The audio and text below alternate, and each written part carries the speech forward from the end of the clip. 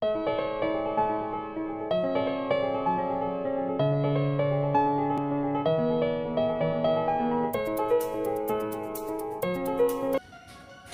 weekend!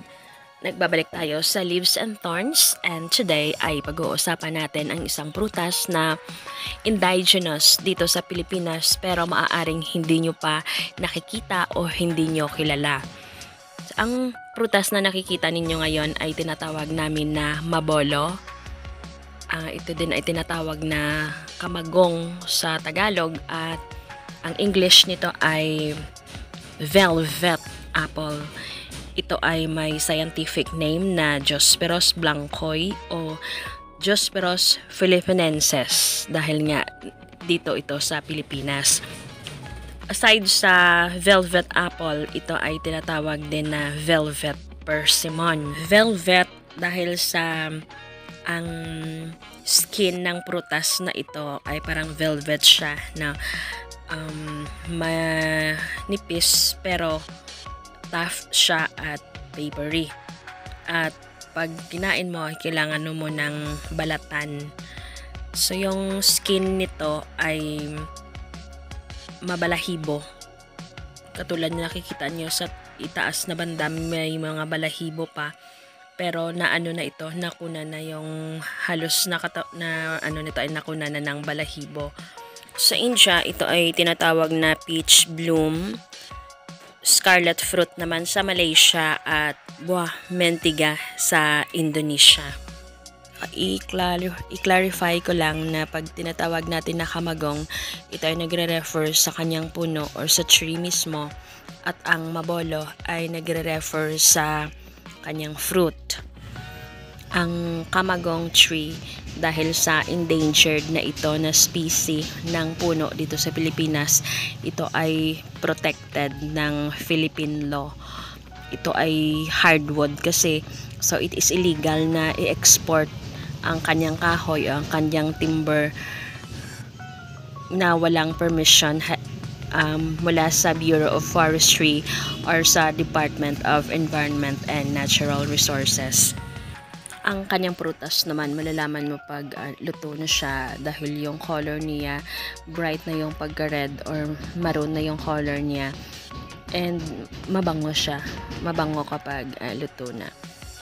Sa amin nga, nahuhulog lang ito sa lupa pag luto na siya. And then, ang ginagawa namin noon nung elementary pa kami dahil sa hairy, mabalahibo yung balat ng prutas.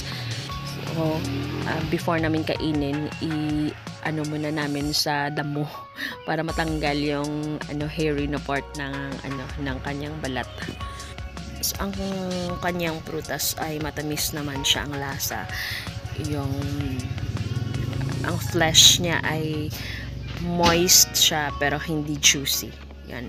And then yung lasa niya, at pag kinain mo, parang siyang overripe na apple. Tinatawag nga siya na banana flavored na apple. Yun yung lasa ng kanyang ng flesh. At ito din ay good source ng vitamins A, C at saka minerals. And according sa study, ang prutas nito ay may good nutritive value. And sinasuggest nila para sa mga cakes at sa mga tarts. According sa study, ito ay may antioxidant, analgesic, anti-inflammatory, antimicrobial, anti-diarrheal, anti-tumor, anti-asthma, at vasorelaxant properties.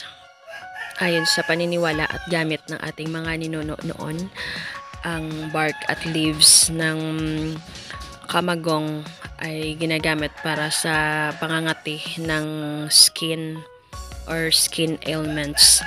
Ang decoction naman ng bark nito o yung ng balat ay ginagamit para naman sa ubo. Yung sa Southeast Asia, ang juice ng unripe na fruit ay ginagamit para sa wounds, no? And ang oil mula sa seeds nito ay ginagamit para sa diarrhea at dysentery. Ang infusion naman ng seed ay ginagamit pang-gargle para sa aphthous stomatitis. Sa Bangladesh naman, ang juice ng balat at dahon nito ay ginagamit para sa snake bites. At ang seeds para sa aphrodisiac. Ang bark naman at leaves ginagamit naman din nila para sa panghugas sa mata. Ang kahoy o timber nito ay napakabigat at napakatigas. Tinatawag din nga ito na ironwood. At dark yung color nito at magandang gawing pang-construction ng bahay, no? Flooring, poste, doors, windows, furnitures at iba pang mga decorative items. Ang fresh wood nga nito ay ginagamit na pang insect repellent. Halimbawa, pag sinunog mo siya, yung amoy niya nagre-repel ng mga insect. Kaya kung meron kayo nito, ay alagaan ninyo, i-preserve at paramihin dahil ito ay pride ng Pilipinas at dahil ito ay endangered na din.